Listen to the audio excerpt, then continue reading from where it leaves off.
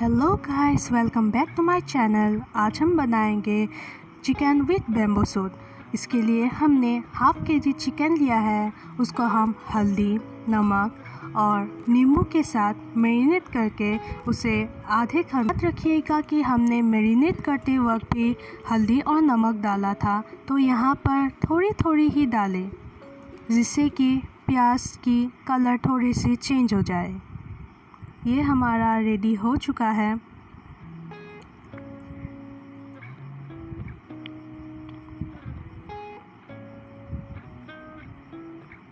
ये बस खाने के लिए अभी तैयार है। इसे मैंने थोड़े से राइस के साथ और सादे दाल के साथ लिया है। ये खाने में बहुत ही टेस्टी बनता है। Okay guys, thanks for watching. Please do like, comment, share and subscribe to my channel. Bye bye.